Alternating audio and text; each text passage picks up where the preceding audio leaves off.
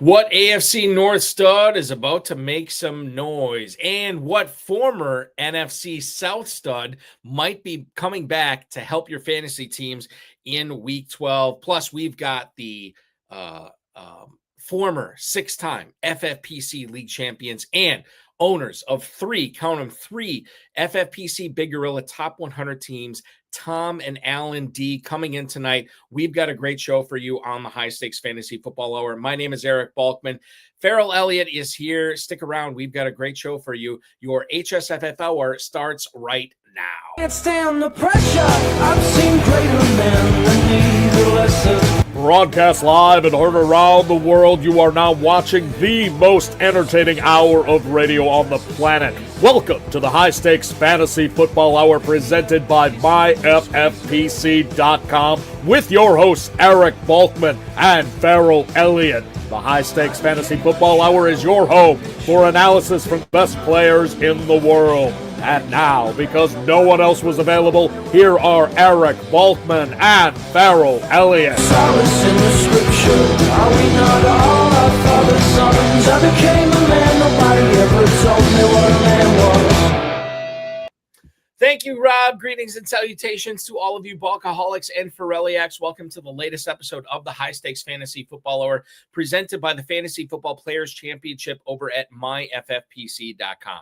I am your slightly above average host, Eric Balkman. My co-host is the definitive commissioner of fantasy football, Ferrell Elliott. Connect with me on the X at Eric Balkman, EricBalkman. You know me from the RotoViz High Stakes Lowdown, as well as the FFPC Insider Access Show on the Better Sports Network and the FFPC. Coming up on tonight's show, we've got a bevy of great stuff to get to you tonight. A lot of stuff that's going to help you out in Week 12. Including but not limited to the issue with the Packers backfield. We're going to get into the Giants backfield and what we saw last week against Green Bay, and then some tight end help if you are looking for starting a second tight end like Noah Fant, like Mason Taylor in your FFPC Big Gorilla or Main Event leagues as you try to get to the playoffs. We'll have that for you in spades tonight. If you want to connect with us on X, you can do so at HSFF Hour, at HSFF Hour, at Eric Balkman. Check out Ferrell's Kentucky Fantasy Football State Championship at KFFSC.com. That website, once again, KFFSC.com. Post on our Facebook page at Facebook.com/HSFF Hour. You can also email the show at highstakesfantasyfootball@gmail.com. If you have any questions for us, send them in now. It is the time to send them in. We'll try to get to all the chat room questions, all your emails, all your X posts. Coming up in our fantasy feedback segment later on in the show, thanks to our audio engineer, my best friend Bryce, and of course, our producer and mutual friend Rob. Without further ado, I want to bring on my good buddy, Ferrell Elliott tonight, ladies and gentlemen, the definitive commissioner of fantasy football. Welcome aboard, Mr. Ferrell Elliott. So good to have you here on our final show prior to Thanksgiving 2025, man. How are you? Well, a happy Thanksgiving to you, Balky. I'm doing wonderful. I'm glad that I am not on special assignment anywhere and that I am here with you. I would say I am thrilled for that, which I am, but the viewers, the listeners, everybody else is much more excited for that to have you on the air tonight. I think this is a good time to ask you, how are your fantasy teams looking here as we enter the back half of November? Are they in good shape, decent shape, horrible shape? What are we looking at here for Ferrell's teams? In FFPC action, one of my two main events is currently playoff eligible, and we're going to try to hang on through week 12. We've got two of maybe six teams in the Gorilla that are advancing. One of them, a number 2 seed, which has outscored everyone in the competitors in my group. We don't call them divisions. I guess we call them leagues in the FFPC. Yeah. In my league, I've outscored most everyone by about 150 points. So I would like to see that team continue to do well. And it's so many excellent teams and excellent players forthcoming to compete against. You feel fortunate if you're doing well. My dynasty teams have met a plateau. Some are eligible to move into the playoffs with a proper seed. but they really shouldn't be. You know, they're kind of sneaking in there. So I'm already planning for a 2026 draft. Balky, there's some 2026 drafting that you're planning on as well. So I'm going to get to that in a second. I'm gonna bust this out right now. One of my KFFSC dynasty teams, Ferrell. It's the defending champ, and I can't remember which league it was, but one of the KFFSC dynasty leagues that I'm in won the whole thing last year, thanks in part by drafting Malik Neighbors at the 102 in the rookie draft last year, and then getting Brian Thomas at the 108. Things did not go according to plan in 2025 based on the injuries to both Neighbors and Brian Thomas. Did not even make the playoffs in that league this year, which honestly, you have 6 teams make the playoffs out of 12. And I couldn't even get into the playoffs. It tells you exactly how fast your fortunes can change in dynasty, whether it's KFFSC or FFPC. So now I'm focused on, just trying to get better for 2026 and then maybe winning the whole thing in 2026. We'll see what happens in regards to that, but I get it, man. Like I in regards to dynasty stuff, it's there and then it's not, and then it's there again, so that's the way I look at it, for sure. We have James Hicks wanting to say hello to both you and me and one other, our unofficial co-host of the show, Mr. Oinker. We got Senior Oinker on there as well. Is that what we're calling him? I can't remember what you said. Senior. I just, perhaps he's senior, but he's got a nice pair of shades. He's got a little bit of gray hair going on. I'm not so sure that he is senior, your Oinker, but this guy my Oinker looks younger than yours. You're okay. I'll go with that. All right. Well, I don't want to speak out of turn here. Tom Smith. Your aviator shades. The aviator shades are pretty tight. Quiet Hollers fan is what he is. Tom Smith on YouTube tonight. One of my 2 main event teams at FFPC needs to win this week, and he faces one Chad Schroeder from Cocktails and Dreams. How lucky of me, LOL. Yeah, it's not lucky at all. And we'll see what happens and Tom, we're wishing you the best, in going up against Chad Schroeder. It doesn't always happen that way, but hopefully it will work out for you. Tom, if you want to be the best, you have to beat the best. So be happy. There's a Ric Flair meme I should probably be playing tonight. To be the man, you got to beat the man. I've heard something about that. Yeah, exactly. All right. Ferrell, we're burying the lead here. I want to get to Cincinnati. Zach Taylor, the head coach of the Cincinnati Bengals, said the team is going to take some additional time to see if Joe Burrow is going to start in week 12 against the New England Patriots. That's this weekend, and that's according to Adam Schefter from ESPN.com. Every practice this week, Joe Burrow participated in. In fact, he took first-team reps with the offense on Thursday as well. He was already, we kind of assumed he was going to be back on Thanksgiving night against Lamar Jackson and the Baltimore Ravens. And now all of a sudden it's looking like he is going to be active for week 12 against the New England Patriots. We'll find out more at 4 p.m. Eastern time on Saturday. The fact that he is listed as questionable as opposed to doubtful or out is good for those people who still have rostered Joe Burrow. Certainly with the game coming up on Thursday, maybe they err on the side of caution and they're like, well, we're not going to play him this week, but we'll for sure have him on Thursday night. The way I'm going to ask you this question is this. If Joe Burrow is activated by 4 p.m. on Saturday, and he is playing against New England, sans Jamar Chase, but still having access to T. Higgins, the newly activated, and we'll see if they activate him for the game, Mike Gesicki, and then Chase Brown as well. Ferrell, are you bold enough to say, yes, I have Joe Burrow, and I'm going to be playing him against the number 1 seed or number 2 seed. I don't know what they are in the AFC right now. New England Patriots. Are you bold enough to say that if Joe Burrow is active, you're playing him? Simple as that? Sure, I'm going to run him out there, but there's a lot of quarterbacks that I like the matchups of this weekend, and I'd play them over him, but I probably wouldn't have rostered those quarterbacks with my Burrow team, but I might have got in the waiver wire and picked up one of the better quarterbacks that's having a late season surge.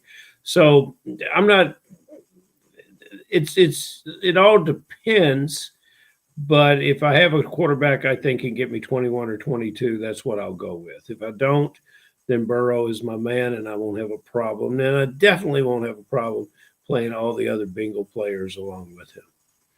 I think that the other thing I'll bring up here, and Ferrell, I don't know how you feel about this, but I've been hearing a lot of people talk about the Jamar Chase suspension and how the suspension of him was, well, let me dial it back.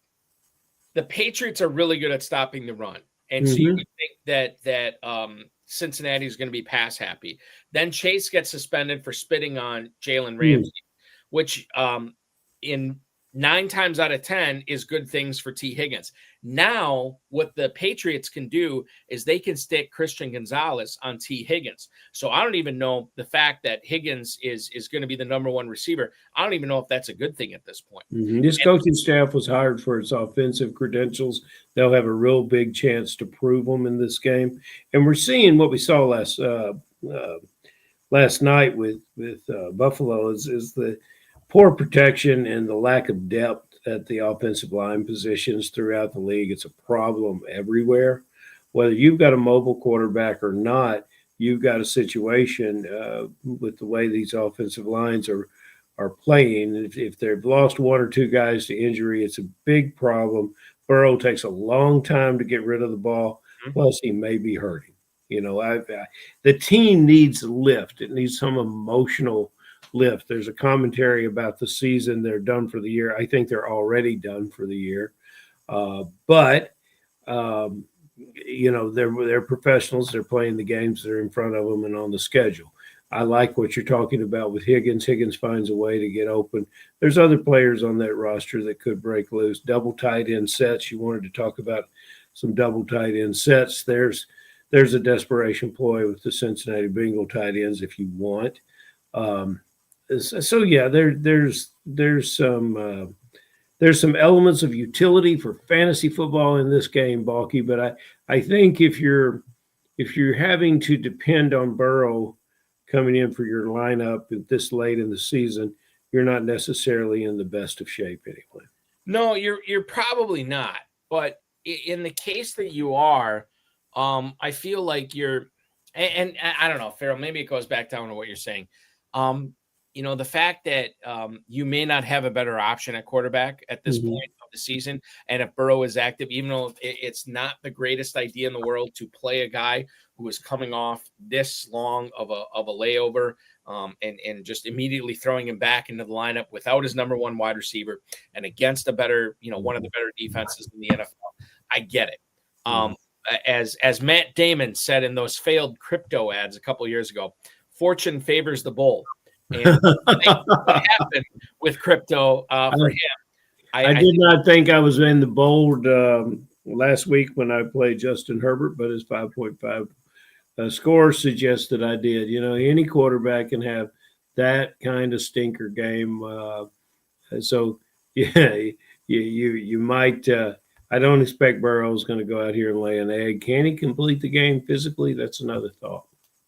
There's a lot of thoughts coming in on the chat room right now. Michael Kinzel, the fantasy meatball Bengals are in must-win mode. Need to start your franchise quarterback because if they go 3-8, they're done for the year. Tom Smith, Bengals are toast. They have no chance. Tom also chiming in, the Bengals offensive line not very good. So putting Burrow in could risk him for another injury. And I do think, I was listening to the Fantasy Empire guys over on the Player Profiler Plus Fantasy Football Podcast Network.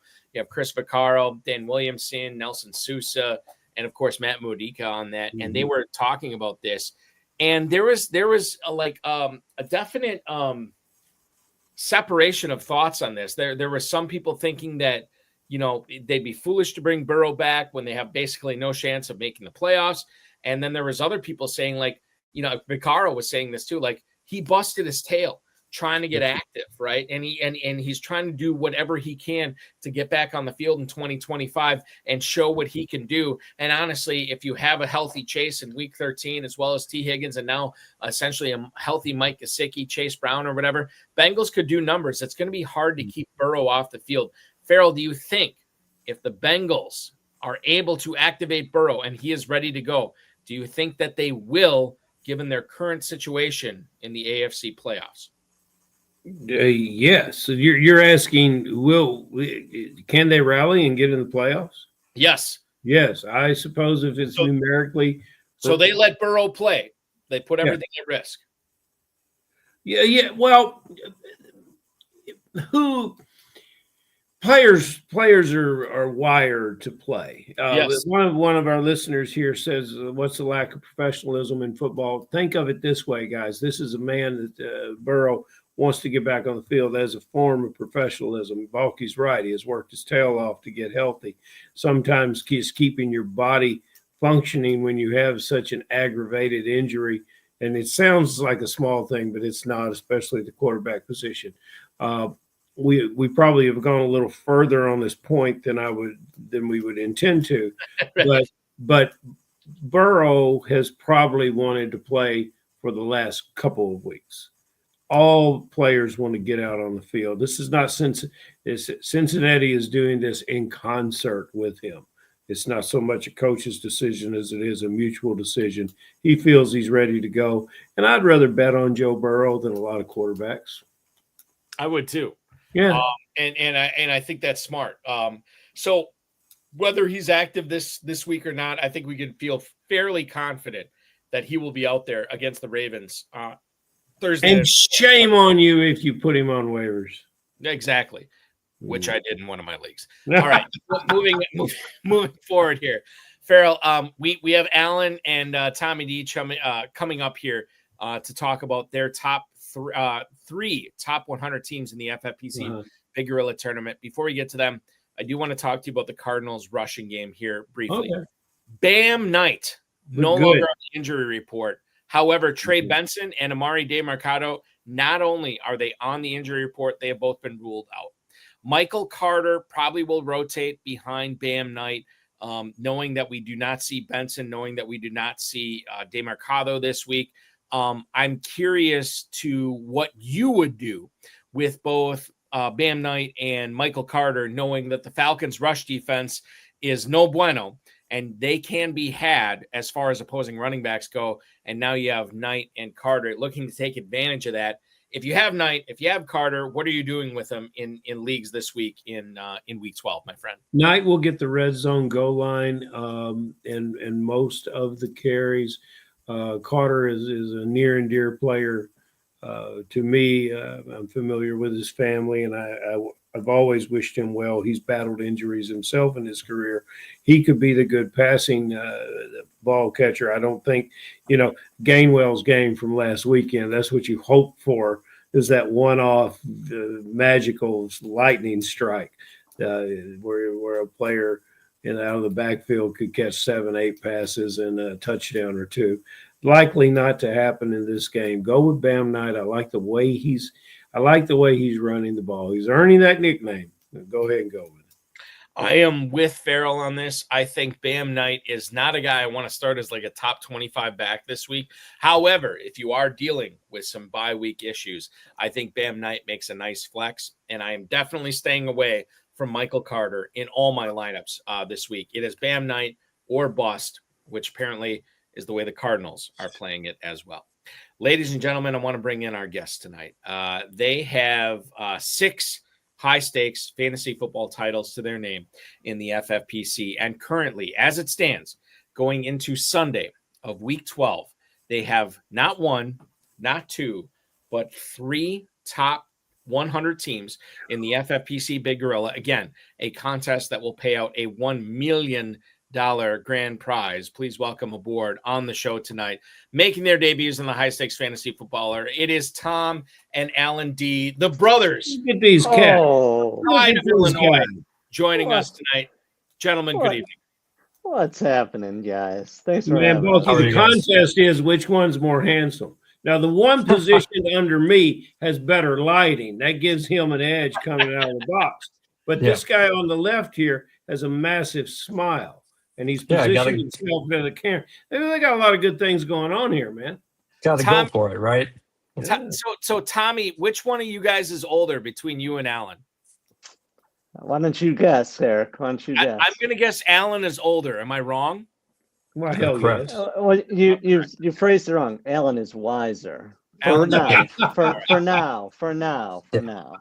So now you guys do you both live in Illinois? Nope. Tom, you start. We grew up in Illinois, but I still am out here in Illinois. Alan, where are you at? Alan? I'm in LA. So LA. Oh my goodness. Yes. Okay. Yeah. So yeah. So I'm a Alan, commercial banker in Los Angeles. Yeah. okay, so this leads me into my first question here, and we'll get to plenty more here tonight. What was it work that took you out to LA, and what form of work are you doing in Southern California right now? Correct. So I'm a commercial banker. Banking was what back in 2009 with all the crisis and everything that happened there. There was an opportunity for me to advance my career pretty quickly. So I took it by moving to California to try to, advance my career. And it's worked out ever since. So yeah, Exactly I live in Los Angeles. what Uncle Jed did. Yeah, that's true. Yes, exactly. Yes.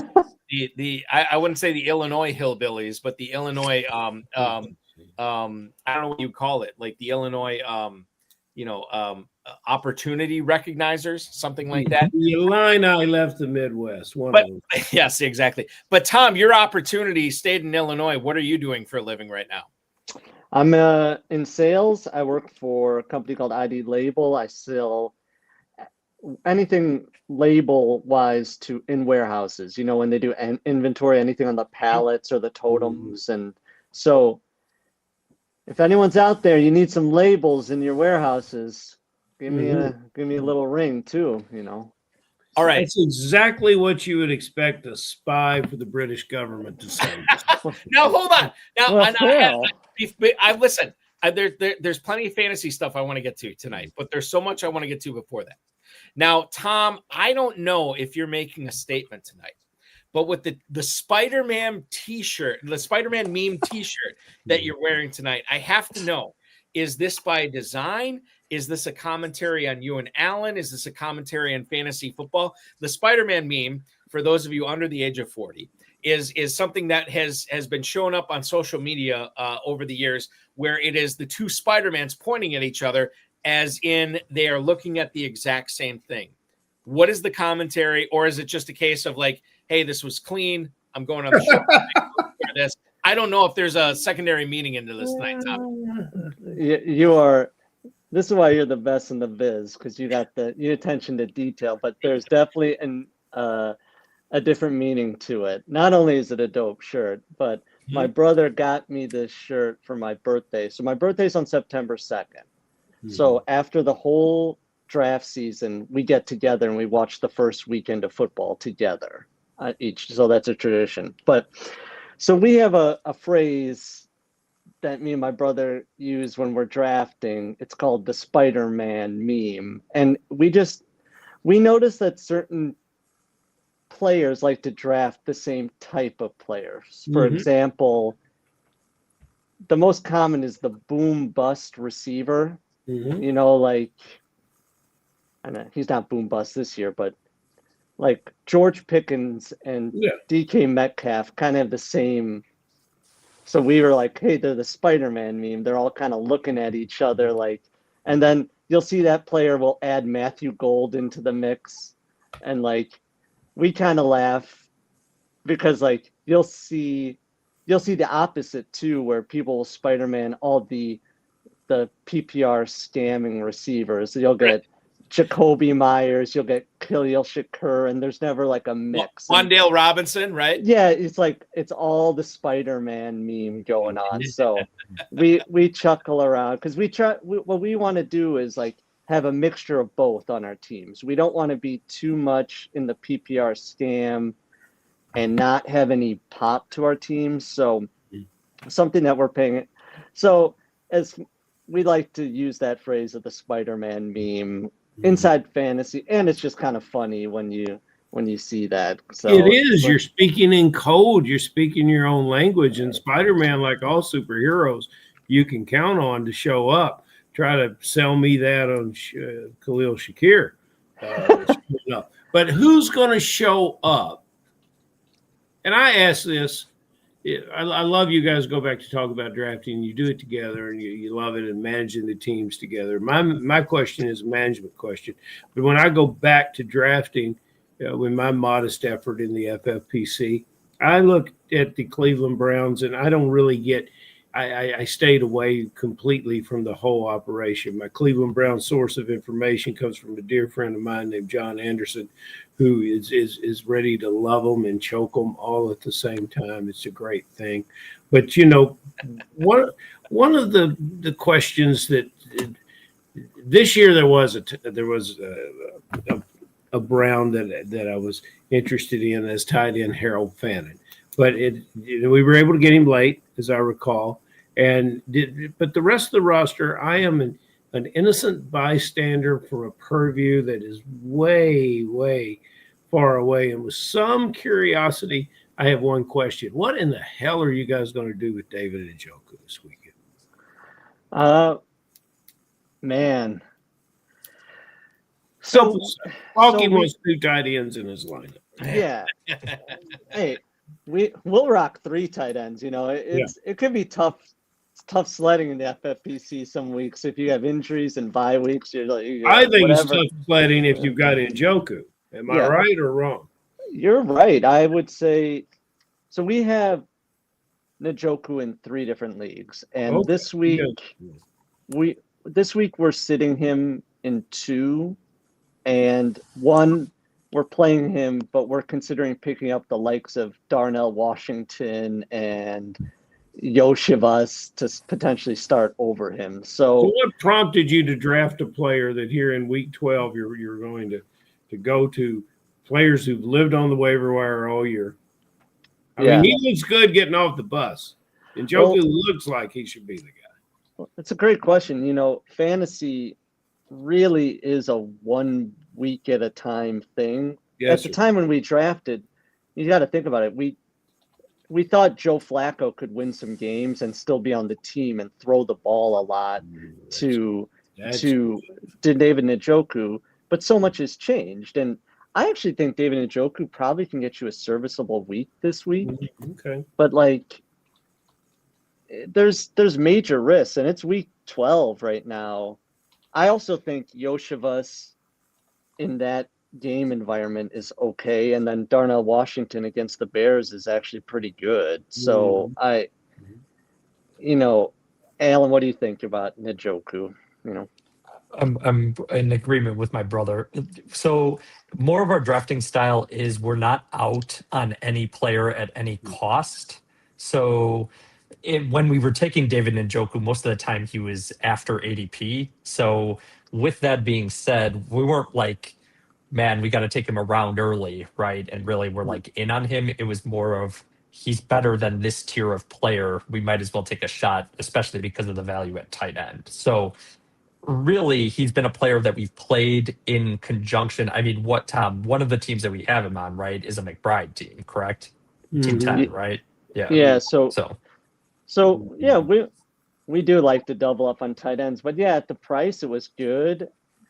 I would just say, if you drafted Njoku, Ingram, or Hawkinson, those teams are probably struggling pretty much anyway. So it's but Njoku, you could spot start him. But on one of our teams, we have McBride, Njoku, and Loveland, and Njoku and Loveland have been pretty much on our team, on our You've bench. been playing with 18 players then.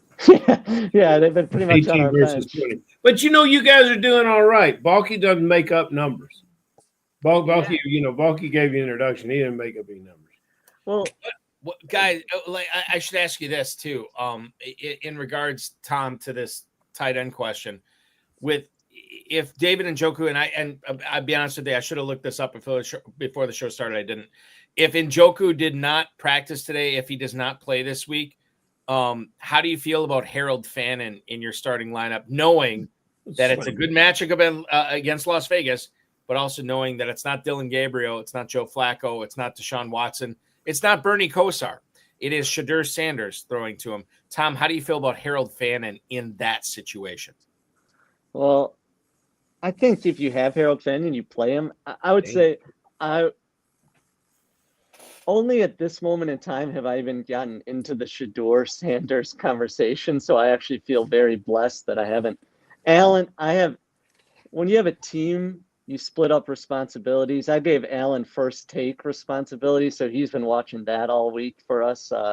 So I haven't engaged with any of the Shador conversation. But against you drafted Harold Fannin, and he's probably either your starter or in the flex for you. So for 10 to 12 points, yeah, I think that's. I guess you have to have measured expectations of Harold Fannin if you're playing him. But you also have to understand that there is major risk when you're playing a Cleveland Brown in this match, because the Raiders D, especially at home, is pretty good. Like, I know we just saw them against Dallas, and that wasn't great, but I think Dallas's offense is excellent, and that was a terrible game plan by the Raiders. So I just think if you're playing a Brown, you have to just understand that there's institutional risk by playing any sort of Brown with Shador Sanders. I mean, but there's upside, I guess, too. I guess. I'm just telling you right now, Tom, one of my fantasy football team names next year will be Institutional Risk. Institutional Risk. Fantastic. Is a very good game. Fantastic. And I don't think, Balky, I don't know how many shows we've done. I know you have the count, and I know you have the real numbers. But I don't think we've ever heard that Raiders defense is really good at home. I will. Ferrell, you listen. Okay, hold on. I'm going to do this right now. Ferrell knows what I'm doing, guys. You need to put that on. That's a celebratory moment. Okay, so I got the Raiders chain on. Telling you right now, I have Brock Bowers going in a couple leagues. I am not ashamed to admit that I have Trey Tucker going in a few leagues. Sure. Ashton Genty, yes, as well. And Ferrell, my defense du jour this week, and I picked them up in probably about 3 or 4 leagues. Tell us, sir. The Las Vegas Raiders, baby. I'm rolling with them in the KFFSC playoffs and some of my other private dynasty leagues against the Cleveland Browns this week. Could I be wrong? Probably not, because I'm rarely wrong. Is it possible? 100% it's possible I'm wrong, and the Raiders give up 30-some points to Raiders this week. I'll tell you, last time Cleveland was in Las Vegas, Las Vegas was successful against the Browns. The game script went in much of the way that the brothers expect here, and I enjoyed being in the crowd, sitting next to one Dizzle while watching the game. So, it doesn't get any better than that. It's my recollection that the last time Cleveland was in Las Vegas, it was the Indians celebrating a 1940 World Series championship with Frank Sinatra, Sammy Davis Jr., and the like out at the Desert Inn. That's the last time I remember the Browns in the Clevelanders back in Las Vegas. There is so many factual things wrong with that statement, Balky, that you're making. Yeah, is really. Yeah, why don't you move on back to fantasy? Memory's a little fuzzy. Okay, let's move on. I want to talk about the Giants-Lions game here, Alan, with you. You look at the Giants' rush defense this year, it's been abysmal. They played the Green Bay Packers last week.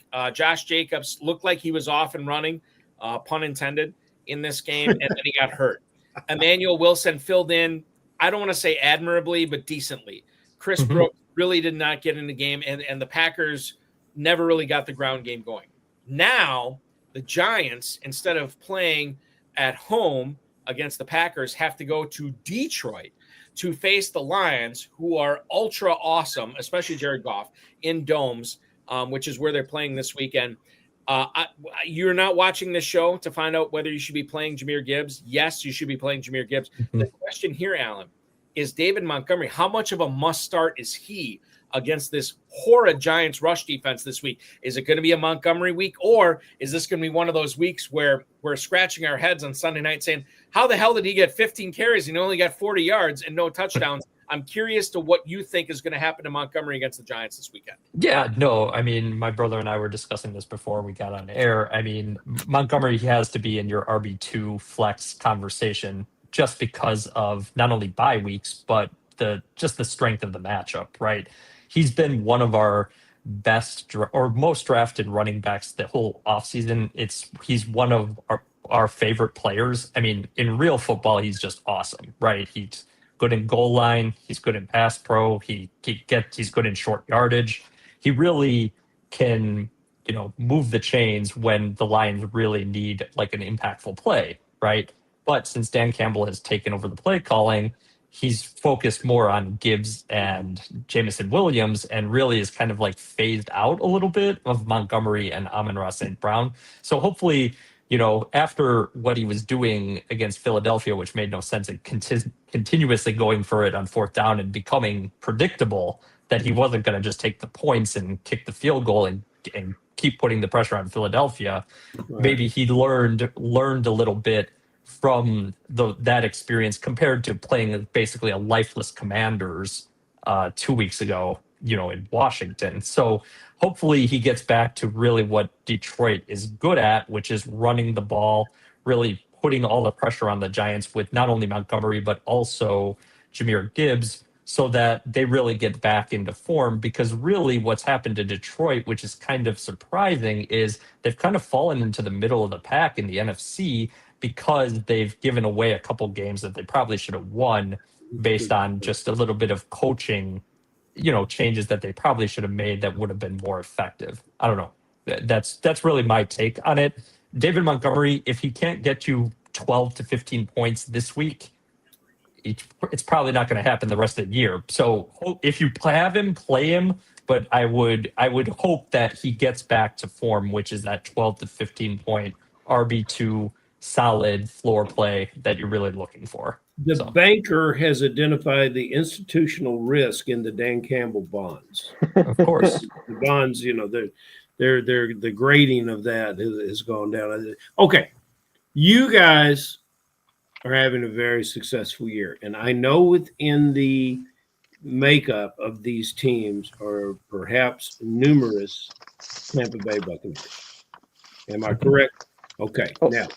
Now, let's start with you first, Hal.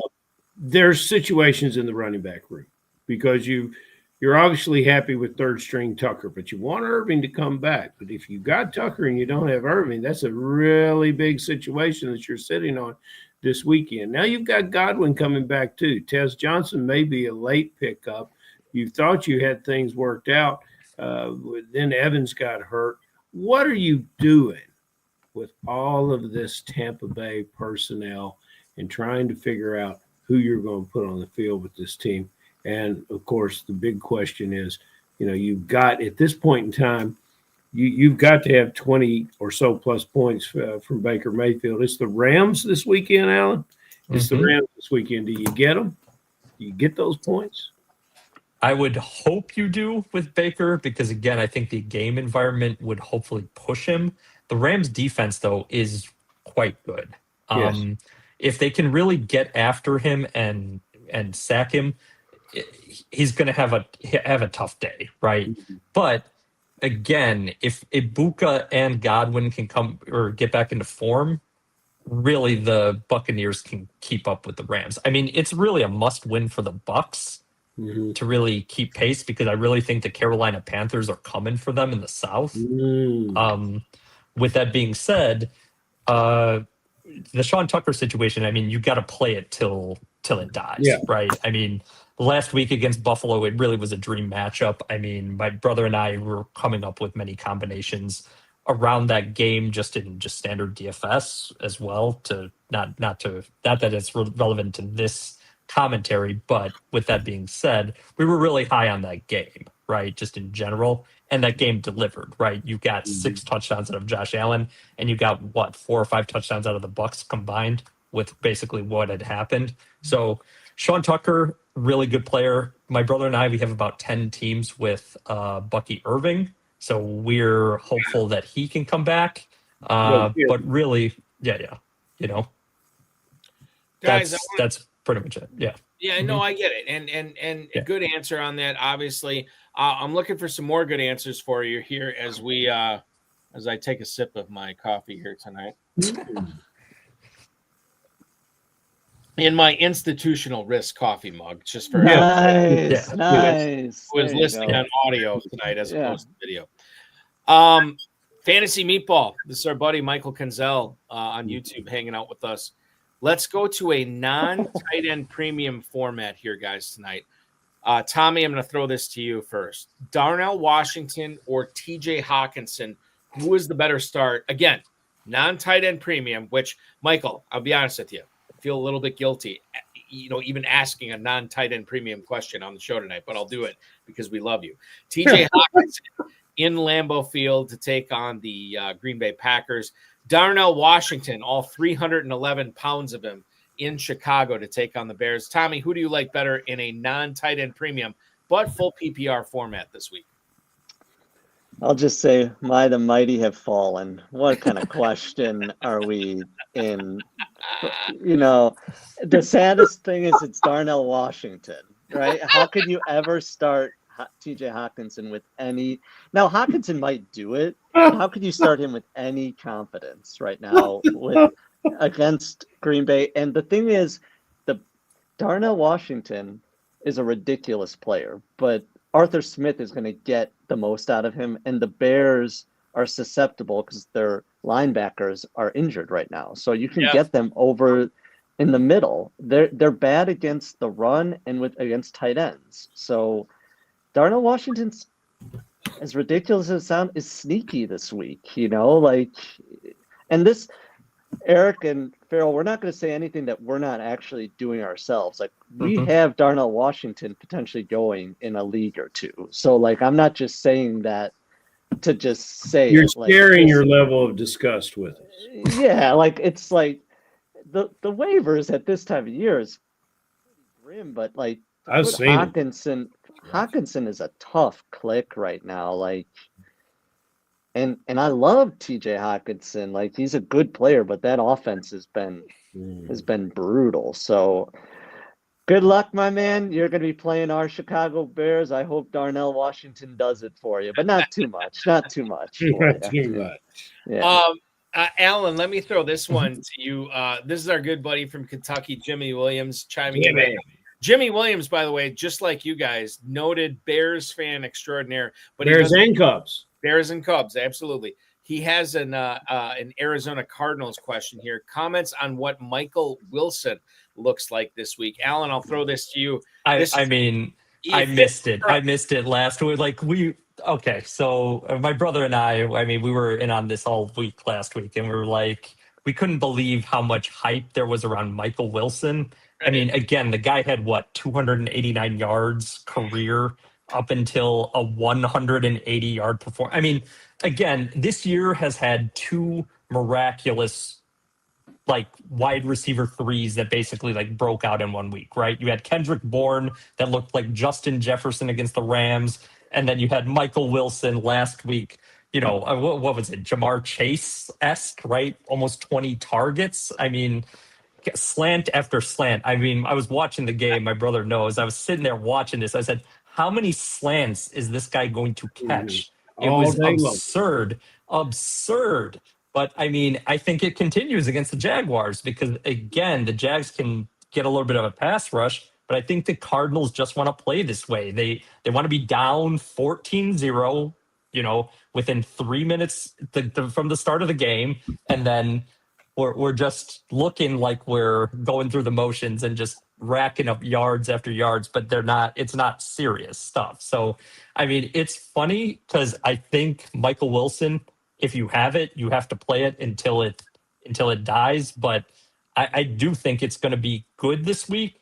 Now, do I think he's going to have 30 fantasy points like he did last week? No, but 12 to 15 points, flexible, wide receiver 2, 3, and a spot start in a team with a lot of bye weeks that need to get to survive. Yeah, I think you have to play it. How many bye teams we have this week, Balky? We have 4 teams on bye this week. Thank you, Balky. Yeah, guys, I'm going to come with a question. Very important question, especially back here in Kentucky, where teams often seem to roster Indianapolis Colts quite often. And last week we had an email towards the end. The guy was saying, "Do I bite the bullet and play Franklin from Denver?" And I said, "What? You're not biting any bullets. Excellent player." And then I sat on the edge of my seat, not because Franklin's on my own team, but because I hope we didn't give that guy bad advice. Franklin ended up at 12.8. So, I guess we can live with that. So here's something that I want to ask you. Josh Downs. This is lately, he's had a couple 16-point games. He's also turned in close to a goose egg. And, that was relevant last week for most of the Indianapolis receiver core. 5 games in single digits for Downs. Now, he does have the Kansas City Chiefs, which a lot of people will tell you has a good pass defense. Mm-hmm. And I would like to say they had a good pass defense. Last 3 games, they've given up 250 air yards. And, Downs has the career-blessed privilege of playing opposite Michael Pittman, which is always a boost to anyone's career. So what would you do with Downs? And Balky is real good at this, at asking you some players that you might play Downs over if you're going to play him at all. Is Downs a player that you have rostered? And is he strong enough to be your man against the Kansas City Chiefs' weakening pass defense? Yes. Let's get some Downs going this week. Good. I almost say that with too much confidence, but Casey struggles against slot corners, and I mean, this is not a great play. He's only playing 55% of snaps, and he hasn't had over 60 yards in any game this year. But that's the fantasy analyst side of things. When we're in week 12 of FFPC, and like I said, we got Josh Downs going in a couple leagues. We have guys that are injured, and there's he's a good spot start. The game has a 50.5 total. The team has 23.5. I just think the NFL games can go any which way, but the game projects the Colts to be down, right? They're 3.5 point underdogs. So there's a scenario where they're passing their way back, and you're getting some dump offs from Josh Downs. I think he's a fine spot start.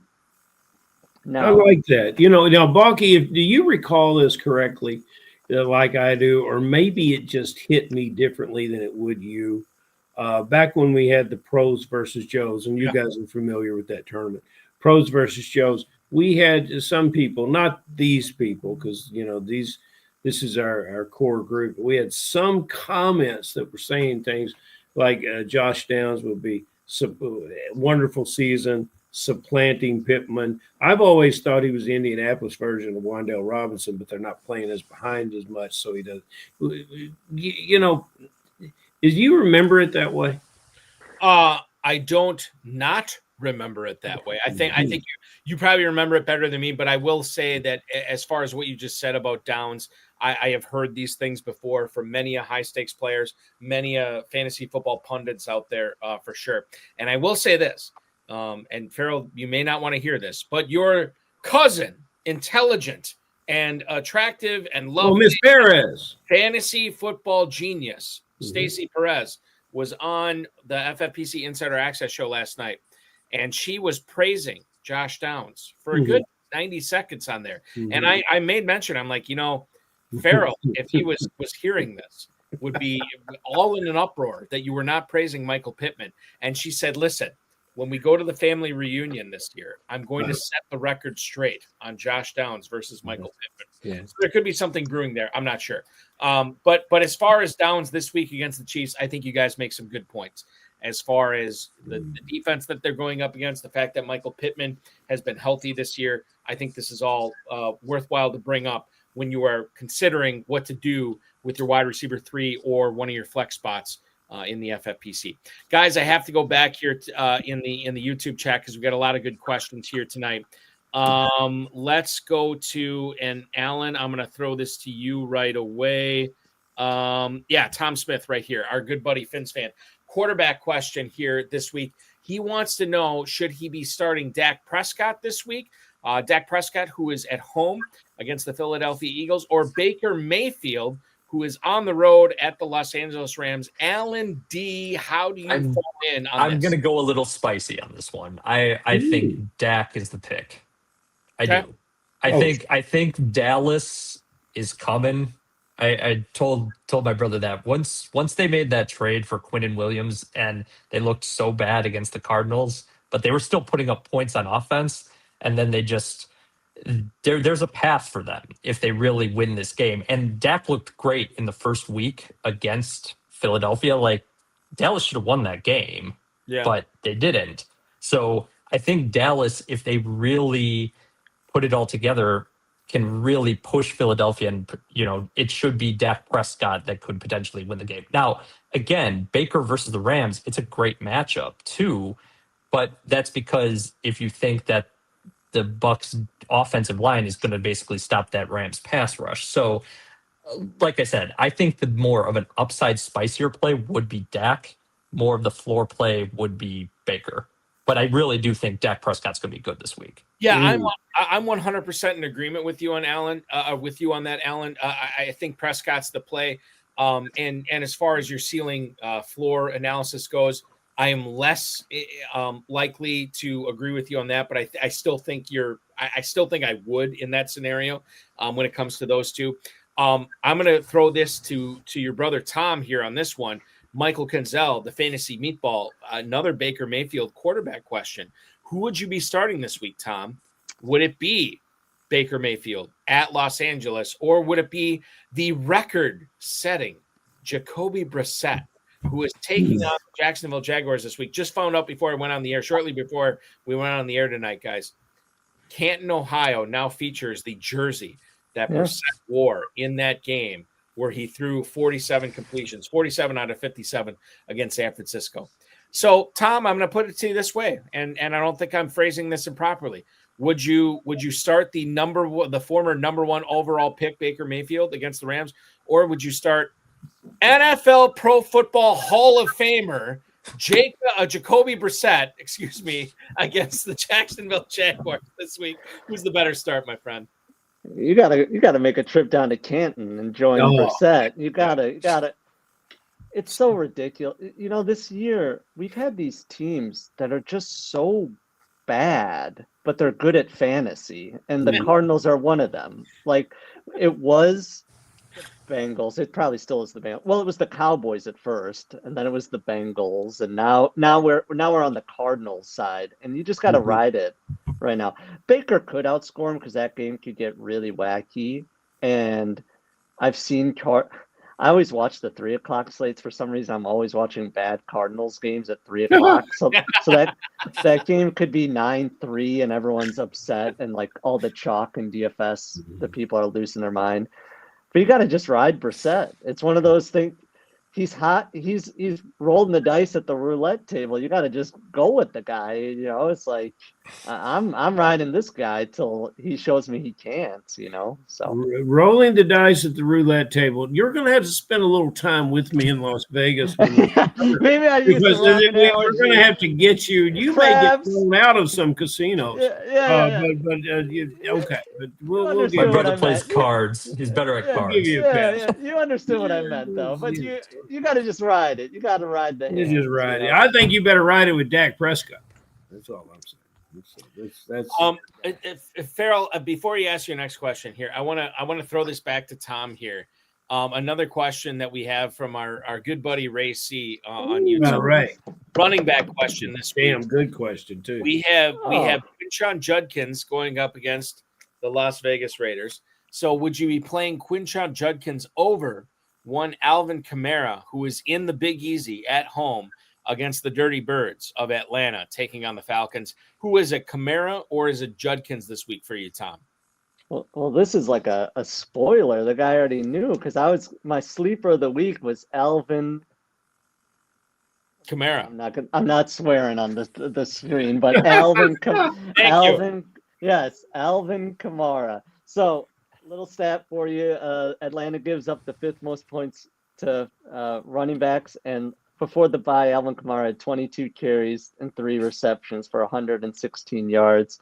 And I love Kamara with the Saints D. That's my sleeper picks for the week. If people are looking for a defense, I love the Saints, and I love Kamara. It's been brutal.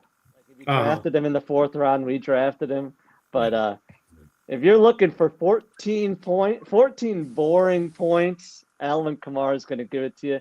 Judkins is upside, right? If we tried to pair Judkins with the Cleveland D this week, we tried to. Someone picked up the D over it. The audacity. But yes, but the Raiders D could come for him. I'm going old and boring. You guys could have young and exciting. I'm going old, boring Alvin Kamara this week. Balky, and that is the best answer that we've ever got to my final question. And I didn't even get to ask the question. The guy that was on here last week refused to answer it. That was yeah. He just refused it. He just refused it. That is so good. You have we give out trophies in the KFFSC. We're going to have one, and we're going to invite you to come down here and play. And before you ever play your first team, you're going to win a trophy for the best question, for the best answer on the sleeper question that we ever have. On this. Great job. Yes. Great job. You both get a trophy. Yeah. Balky, My brother earned what's it. your My next brother earned it. I'm just looking pretty. All right. So I have to ask MLU7X on YouTube. I have to ask his question because he's posted it that's a 4 good one times. too. So we have to answer this. I think, and correct me if I'm wrong, ML, I think he asked this same question with me and Stacy Perez last night on the FFPC Insider Access show. So we'll try to answer it here. Alan, I'll let you go first, but Tommy, I want you to weigh in on this as well. Travis Etienne or Bashal Tutin this week. Now, he's in an FFPC main event league. He's it's like a 50-50 shot as far as the projected scores go. So it's not like he's a big underdog or a big favorite as well. But if he wins, he gets the number 1 seed, which is obviously very lucrative in the FFPC main event. He says, Alan, he's leaning Travis Etienne at this point. But if he would start Bashal Tutin over Etienne, is that getting too cute? And just so everybody's aware, these players are both in Arizona against the Cardinals this week. I think this question is a little bit more nuanced. Mm-hmm. Who does he have as his flex plays? Because if it were me, I want to play both, right? I want to get as much Jags running game as I can. And really, I think, again, because you saw with ETN last week, Tutin did he got injured, right, against the Chargers. So it kind of neutralized him a little bit. But it was just that whole Jags running game that was just gashing them on the ground. So I want to get as much opportunity from that running game against a bad Cardinals run defense. That Christian McCaffrey, I mean, he barely even played in the game and went absolutely bonkers. So pretty much that's my answer, but I'm going to let my brother, kind of chime in as well. Tommy posted this in here. He's got Woody Marks at running back as well. His flex is Ted Aroa, McMillan, and Michael Wilson. And then his 2 wide receivers are Chris Olave and Rashee Rice. So he's starting 4 wide receivers. Woody Marks is his, running back that he's already got in there since he played last night. So it's a question of would you play both of these running backs for Jacksonville, or would you sit one of them in favor of McMillan, Wilson, Olave, and Rice? This is tough. Yeah. First, I want to say congrats to this guy. Getting to that stage in the main event is really hard. So we did our first main event this year. We're not going to make the mini tournament, but congrats to this guy for even being there. That's excellent. If he wants ship chasing points, he'll start Tutin. If he wants to actually win, he'll start Travis Etienne. There you go. So that's how I like that answer too. I like an answer phrase like that. Yeah, but Jimmy Williams agreed with you guys at the end, but why not both? And it's a situation that, if you agree with Jimmy Williams when you come to Kentucky, it means you're already on the right path to mini. We were very on the right path. Tom Smith chiming in, Ferrell. Team names next year are going to be old and boring. I love it. Yeah, well, Tom, you can do better. I don't know if he could. That's a pretty He can. I like it. What else do we have here in the let's see here. We answered the Kamara Judkins question. Okay, I think we can move on. Yeah, let's move on here. And I apologize if we did not answer your question. Post it again in the YouTube chat, and we'll be we'll get to it. All right, Alan, let's throw this to you. Bye weeks are not over with completely yet, but they're coming to a close. I have heard a lot of people answer this question a lot of different ways. Some people like the 1 defense, some people like the 2 defenses, some people like 3, and some of the sickos out there will roster 4 defenses on or their main event teams. When the bye weeks come to an end, assuming you make the championship sprint in the Big Gorilla, which it looks like you're on pace for, Alan, how many defenses do you like to keep on this team? Yeah, so I think this is a position, again, my brother and I were discussing it before we came on air. We try to get an edge with defense kicker all the time, right? These get overlooked. I think by a lot of players, they think you just really can punt those positions. But I mean, points are points. Brandon Aubrey can get you 25 in a week, right? Like he's a difference maker. So my brother and I have always throughout the season are always either trying to carry at least, one extra defense to not only look ahead based off of schedule, but also look at the defenses that are doing really good throughout the year, right? Like if somebody drops Seattle, like we want to get in and try to pick them up because, it's going to be a very high floor play with a good ceiling from a week to week perspective. So we really try to get into the defense market. I mean, we spent a lot of fab on it throughout the season, but it's really to try to set us up to give us edges. Like when you're going into the sprint, right? You might want a defense that has some pretty soft matchups first and might be less played against the field, right? The people that played Houston yesterday got a huge edge on the field, right? It wasn't the greatest matchup, but it totally worked.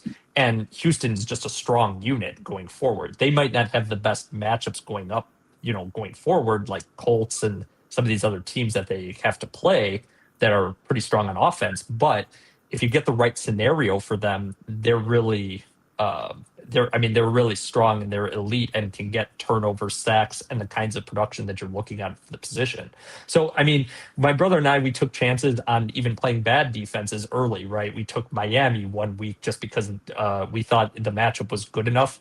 We hit par with it, but we were hoping to actually get a better than average production out of it. But it was just a play against the field, right? Because if, let's say, the field only plays 1% to 2% Miami, and Miami gets to 12 to 15 points, right? You can get an edge that week, whereas let's say the rest of the field was playing just something common like a Green Bay and gets to like 4, right? Lucky that's a 500 level finance course coming right at you right there. Yeah, I'm like my head is swimming. That's what's coming at you right there. Bulky, I think I'm going to put in a production note mid-show because we're getting long on time and we've got the quick hitters of fantasy feedback that you usually do with me. Why don't you do it with all 3 of us tonight? All right, so we will do that. And the first one I'm going to lead off with not an email, but a YouTube question from Tom Smith. Tom, you lead this off tonight. How about the Miami Dolphins defense and special teams versus the Saints in not in week 12, but in week 13? Tom, how do you feel about the Dolphins defense next week? No. I don't like he doesn't like him. Farrell doesn't like him. Alan, any pushback on that? No. Miami's no. Rethink that. Go back to the drawing board. Okay. Shaw's coming. Yeah. Alan, I'll throw this to you right away. This is Art and Raleigh email tonight. I have 2 emails tonight for you guys. Hello, Team D's. How concerned should I be about the inconsistency of Rome Odunze lately? This is a good question. Art and Raleigh, North Carolina. Listen, I bought into him in Dynasty. I bought into him in Redraft. And over the course of the last month, Alan, I've been underwhelmed. Is that going to continue? What's going on with Odunze? I think you're gonna have to play him, but he is the definition of a boom bust player right now. Because again, the Bears' passing attack is not strong, right? The Bears have been focused heavily on running the ball, and if they're not going to try to just force targets to Odunze to really get him going, I don't know. Like some weeks he has a lot of targets and he does something with them, but other weeks he's completely dust. So you kind of, I think, just have to put him in the wide receiver 3 flex conversation, and you kind of got to live with it in that tier. That's really my take on it. What about you, Tom? How do you feel about this? He's the definition of a 3. So like if you're going to the Spider-Man, you don't want Rome and AJ Brown and DK Metcalf in your lineup. but he's perfect if you have Wandale and Josh Downs in your lineup. You know, you just get the high floor with the high variant guy, and it's maybe my Bears homer, and some Bears are coming. Bears are coming. You should have known you were going to be asking this bear question down. back when you drafted this player. That was my response to this email. Well, that's a good point. It's true. Ferrell, I'll throw this one to you right away, and then I'll let Alan chime in, and then Tom. Baker Mayfield or Brock Purdy? Jay Simpson, 29, has Emeka Egbuka, and he is starting him. He also has Jennings. Can't decide to play Jennings over Genty since he is going against the Cleveland Browns. Could stack Baker and Egbuka or Purdy and Jennings. This is an interesting one, Ferrell. When you look at everything that Jay Simpson, 29, is presenting us tonight, there's a lot that goes into this as far as team stacking goes. What would you do here at wide receiver and quarterback? I like the way he comes in with the question. I'm going to get Jennings in because I think this guy needs big points, and that's what Jennings can deliver. And so despite, I watched some film last week of him continuing to win those 50-50 balls, and I think that's what the quarterback is going to bring to it. In deference to the golden age of football in Los Angeles and our guest tonight from the City of Angels, I am going to say play Purdy and bench Baker against that tough Rams defense. Alan, how do you feel about this? Is it Jennings and Purdy? Would you go Egbuka and Purdy? How would you feel about this? Yeah, no, I think Ferrell's spot on. I really want to play Purdy. I want to play 49ers offense as much as I have to because the defense stinks, right? Like 49ers are going to win games because of their off. I mean, they proved it last week, right? Jacoby Brissett, career, historic performance, right, against that 49ers defense. So any way the 49ers are going to make the playoffs is going to rely heavily on that offense just cranking on all cylinders. So I know Ibuka has, that wide receiver one profile right now. Like people are really buying into potentially that being the breakout and he being that. But I really want to get anything with the 49ers as long as it's going to be like this, because I really think they're going to be playing in the 30s pretty much every week going forward. Tom, your brother is very bullish on the Niners here. How do you feel about this discussion when we bring in Mayfield, Egbuka, Jennings, and Purdy into the conversation? I'll say Jay Simpson, just wait.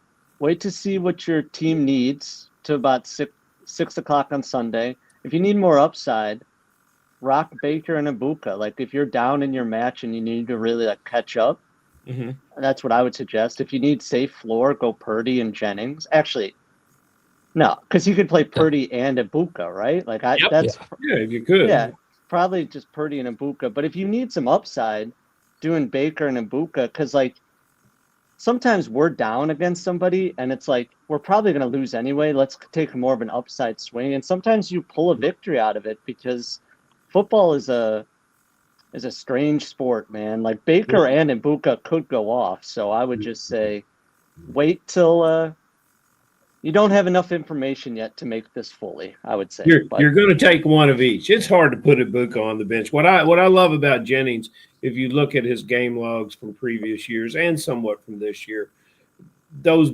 big games are there. And then there's a lot of games that were, Tom does bring up a great point, though. This is the Sunday night and the Monday night game. So you will know how you stand as far as, trying to make it to the main event, advancing in the main event playoffs or what have you. So this may be a decision, one of these rare decisions that you can make on Sunday evening rather than Sunday morning. Okay, let's go to one more email here. Tom, I think I'm going to throw this to you right away. This comes from Brad in Eagleville, Pennsylvania. Tom, how close to a league winner will Coastal Loveland be this season? Thanks, guys. That is Brad in Eagleville, PA. Loveland has been coming on. Cole Kmet is healthy, which I think is more of a detriment to Loveland here. But Tom and Alan, I'll let you weigh in on this as well. But Tom, what do you think about Loveland as a potential league winner in 2025? It's one of my favorite players. It was somebody that I continuously drafted over and over again, but probably one of my worst picks of the year. I would love for him to be the breakout. I would love for it. But Cole Kmet is not going anywhere. So I hope I hope the answer is he breaks out because he's awesome. He's a great player, and that's the only way the Bears are going to get anywhere is if these young players really break out. But I don't think that that's what Ben Johnson wants to do. He wants to run the ball. He wants to use Cole Kmet and DJ Moore.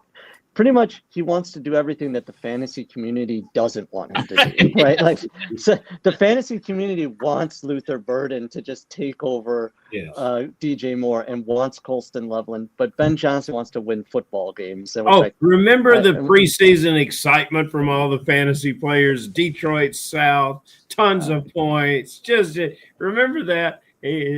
I'll show you. Well, and it was a case of everything that was going in Chicago's direction, right? They had this guy in DJ Moore who they re-upped, right, and signed. They had Roma Dunze, who they just drafted in the first round. Caleb Williams, who was the number 1 overall pick.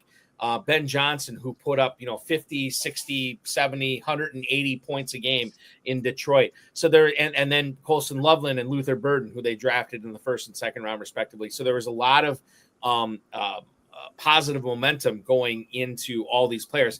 And I'll say this, guys, as much as we say that didn't meet the hype, Bears are in first place in one of the toughest events in professional football right now. So I think they're doing at least something right there for sure. They are. Alan, Colston Loveland, league winner. Your brother is. I'm with my brother on it. I mean, we both, I mean, consensus, we were building a lot of teams where we had other tight ends around him. I mean, we really weren't using him as like the anchor and a lot of our builds, but we were really hoping that he was breaking out and could become like the Brock Bowers of last year when we were drafting, right? And really, he's a situational player, right? I mean, he's caught a couple fluky again, you want to play any players against the Bengals, as far as I'm concerned. Like, get your guys in against them, because really, you might as well take a shot on anybody, right, who's playing them, because anybody could break out. But really, Colston Loveland, besides in the Bengals game, has kind of been just like an afterthought. And it's fine. Hopefully he does provide some support for a lot of the people that drafted him, if your teams are still moving on that have him. But yeah, that's kind of really that's really my take on it. I mean, I just think he's kind of just an okay player, and this might not be the breakout year for him. Maybe it's next year, but I don't see it coming. Yeah. Fellas, Balky always says, after you win that $1 million, we're going to have you back to talk about it. Well, and you can tell us what you're going to do with that $1 million. I think that would be our biggest show in history, Balky, is to hear the banker say where it's going to go and hear the labeler say, this is a tag we're going to put on it. I just think it'll be great. This the chat room loves you. We got to get you guys back on the show. Well, all you guys looking forward to it. All you got to do is win the $1 million, and that's it. Yeah. Easy. We got it in the bag, right? Yeah. If you don't win, it's probably because you didn't want to bother with the tax issues. The real prize would be getting to come back on the show, right? It's like the $1 million is great, but round 2 with Eric and Ferrell, and now and the Colston Loveland breakout. I mean, now we're living in a dream. He can catch 4 passes, and that'd be a breakout for him. If we can get the Luke Musgrave breakout with it, now you're talking. Now we're dreaming. I'm going to leave it. Ferrell's going to ask you one final question in a second. I am? As the resident, yes, you are. As the resident defender of the Green Bay Packers on this show, I will say that on Monday morning, when Matt LaFleur was asked about Luke Musgrave, he repeatedly said, we need to get him involved more. We need to get him out on the field more. We need to get him more snaps, and I will have a conversation with our staff about that. So listen, maybe that means nothing, but I'm just going to say this. If Luke Musgrave somehow ends up with 7 for 70 against the Vikings this week, you were warned by one Eric Balkman and one Matt LaFleur this week. I don't think it's going to happen, but that'll be the explanation if we see Musgrave out there quite a bit. Take it for what it is. Okay, Ferrell. final question. Well, we've already had the sleeper part answered. So the final question is a truncated version about the player. I want you to tell me who is this week's Justin Herbert. He put up 5.5 points for me. Now, I want to know who that player is that people are going to depend on, but you guys can already tell us they shouldn't. They shouldn't play this player this week because no one can see the train wreck, but you guys can already hear the wheels screeching across the rails. Well, people probably can see it. We'll just say one spicy person that we're considering sitting is Justin Jefferson. So okay, now that's ballsy, Bonky. And you guys brought up another one. We're considering sitting Roma Dunze too. So both of those guys, it really depends on who you have. But at this time of year, you could have definitely had Emmanuel Wilson or Sean Tucker on your bench. And those are just better starts at this point in time. So our spicy take is sitting Justin Jefferson in Lambeau Field, where he has struggled before. So that's our spicy take. I would say this, like, in regards to the Jefferson thing. Number one, I love the boldness on the call. Number two, in the past when Jefferson has struggled, it's usually been because of a really good corner like Jair Alexander in the past, and the Packers don't have that this year. However, they have not had a pass rush like they have had this year, and the Vikings have had better quarterbacks than J.J. McCarthy making his 6th overall start. So there is something to be considered in regards to Jefferson for that as well. So, Alan, I think great points there on that for sure. Yeah, no, I mean, again, my brother and I, we were really thinking about this before we came on air, and Jefferson was the player that we thought was like, a top tier guy that if he has a bad game, we're not going to be surprised. It really comes down to the quarterback play. It's so uneven with McCarthy. So, I mean, it really comes down to, and this is an important game for Green Bay. They can't keep losing pace, especially if they somehow lose this game to Minnesota and then somehow lose to Detroit on Thanksgiving. They're in dire straits in that division. So, yeah. Tom, what about you? How would you weigh in on both parts of this question? Which side of it?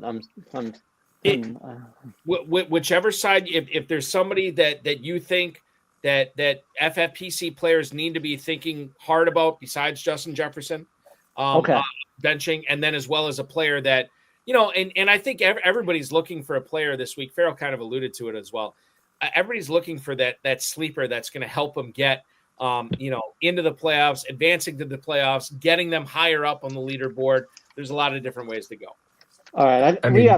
I got a bunch of sleepers for you, but he can't overcome the sleeper he's already given. Yeah, I got to that's true. I get that. Yeah, I gave you the Kamara. Depends on what you have, but I think Genty, you could potentially sit Genty in this matchup, even though he projects really well. I was going to say this about the Jennings thing.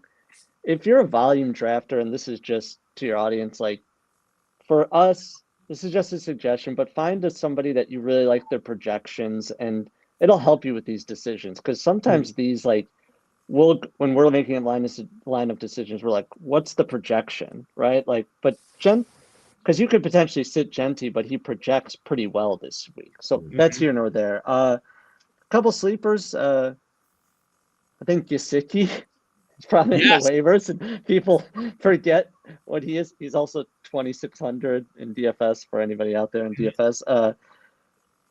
My main man, Darius Slayton against the Lions with Jameis Winston is that's a bold wide receiver 3 that could get you 2 points, but also could get you 24 in a pinch. I don't want to take up all the sleepers, but well, just real quick, Bryce Young on Gesicki, just real quick. If you think about the games if you look back on the games that Chase has missed over the years, it's not necessarily been Yoshibas and Higgins. It's been Mike Gesicki, who just got activated, in his, and like, we'll see if he's activated for the game, but he's been activated off IR. And I think he is a very intriguing guy in tight end premium leagues like the FFPC. So when you look back or when you're watching our show next Friday and say, oh, I can't believe Gesicki got 6 for 80 and a touchdown. You heard it here first, from Tommy D and to a lesser point, Eric Balkman. I like Gesicki this week as well. And he is he's largely a slot receiver. So coming back from injury, basically he doesn't have to do what a tight end does, across most of the league. He's not a Ferguson, he's not a Goddard, he's certainly not a Kittle. I was going to say real quick, Tommy and I were talking earlier, and we both liked Leggett and Jacoby Myers this week. Okay, so I get the Myers aspect. What is it about Leggett that has you intrigued in week 12? Again, but it's 49ers defense. Again, the wide receiver 3, just he's going to scam, get all these little if he's doing the same thing as like a Michael Wilson and Bryce Young is just throwing these short passes to him. Because again, the Panthers were getting it going pretty good against a decent pass defense against Atlanta. This 49ers defense, I don't even know what it's going to be going into that game. So if it's the same kind of thing that the Carolina Panthers are moving the ball up and down the field, I just want to get pieces of the offense in a pinch, right? Like Leggett, if you really need a bye week filler spot start, could definitely be a wide receiver 3 flex that could just come in very cheap. That would be pretty effective, in my opinion. Well, I'm so honored to hear this. Leggett is not a popular player on the show. However, it does have one fan in me. Remember the guest, our lovely guy down from Florida that we had, and you guys really pushed me in a corner on Leggett, and he came back that week and scored 24 points. So Leggett's my guy. And I do. There's no player that I would rather see on the post-game podium than Leggett. So, I'm right with you guys. That would be great. Yeah, nothing like Xavier Leggett not only talking about how he gets open for game-winning touchdowns, but how he prepares his famous New Orleans gumbo, which I love. Equal points on that for sure. Guys, we have kept you way too long tonight. No, you entertained us way too much. You have informed us way too much. And I wish you nothing but the best with your 3 teams in the top 100 of the FFPC Big Gorilla right now. And rest assured that if you guys do have one of those teams bring home that $1 million grand prize, you will have an easy ticket back onto this show coming up in late December, early January, whenever it is, to talk about how you guys got it done. Thank you so much for hopping aboard tonight. Not only do I wish you to enjoy week 12, but enjoy the remainder of the FFPC season. And don't be a stranger, or don't be strangers. We will talk with you again very soon. Guys, thank you very much. Happy Thanksgiving. You got it. Rocky, with these guys, Kamara is going to match his jersey number in points. Very well good. Very well good. Tommy and Alan Dee joining us tonight. The pride of Illinois / Southern California, popping on tonight, and owners of 3 of the top teams in the FFPC Big Gorilla Tournament. What a show it was! We answered a lot of starter sick questions tonight, so hopefully that helped you out. And Ferrell, we will be back doing this show, assuming you can, and I think you can, but maybe you can't. But we're still going to do a Black Friday show, so 1 week from today. Normal time, 10 p.m. Eastern time. You available for that? Can you hop aboard and hang out? Bucky, I'll do the damnedest best I can to be here. If you call, brother, I gotta be like Spider-Man. We got to be like Spider-Man, pointing at each other. And I'll say this real quick before I let you go. The KFFSC Big Super Sunday drafts, which are going off Saturday and Sunday of Super Bowl weekend 2026, which we are roughly, I don't know, 2.5 months away from, maybe a little bit less. 75 something days. Yeah. So I have confirmed I will be there this year for the first time. Going to be exciting. I plan on drafting all day Saturday, all day on Sunday for 2026 leagues. And then I will be partying with all the KFFSC players and the FFPC players that come out to Caesars, Southern Indiana.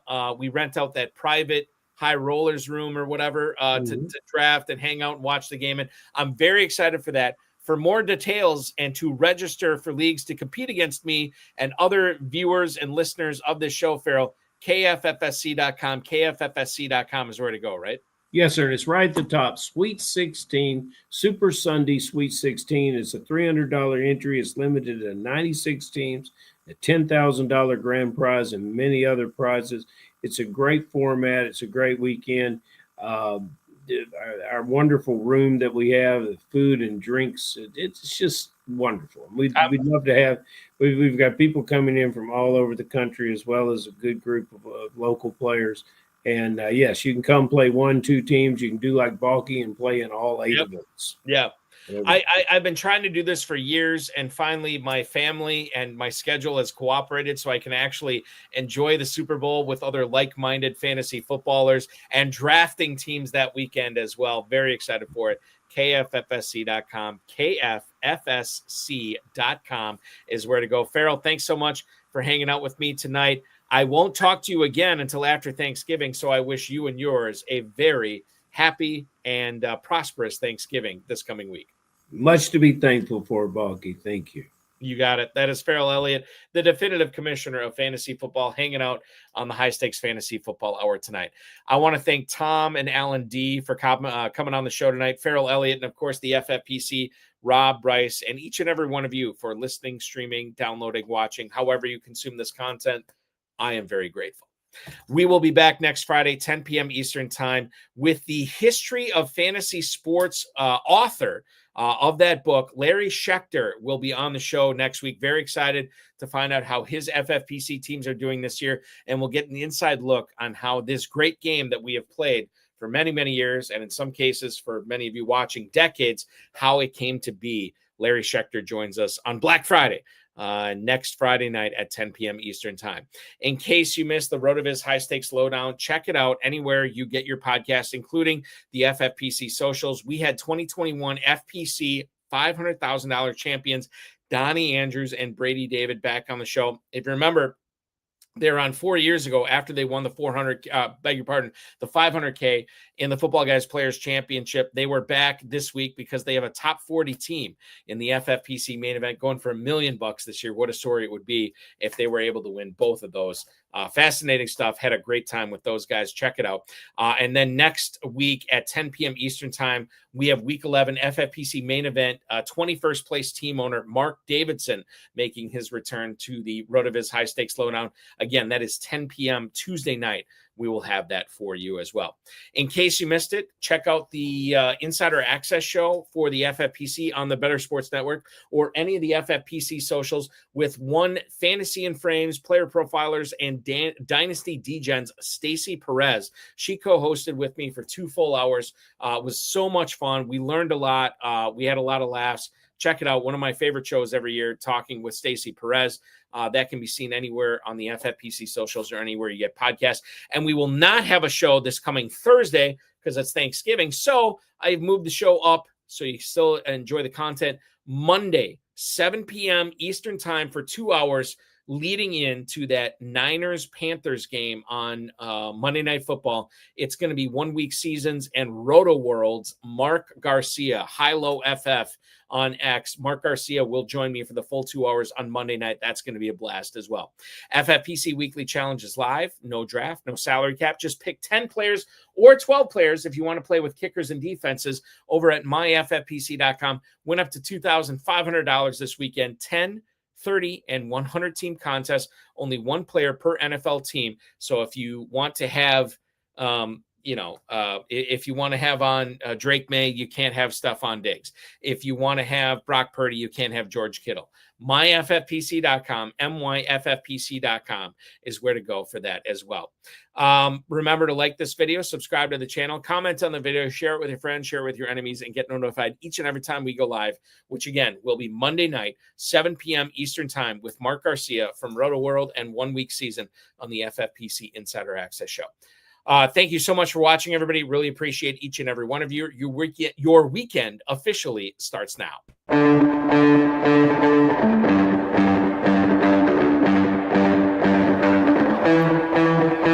This has been another episode of the High Stakes Fantasy Football Hour presented by myffpc.com.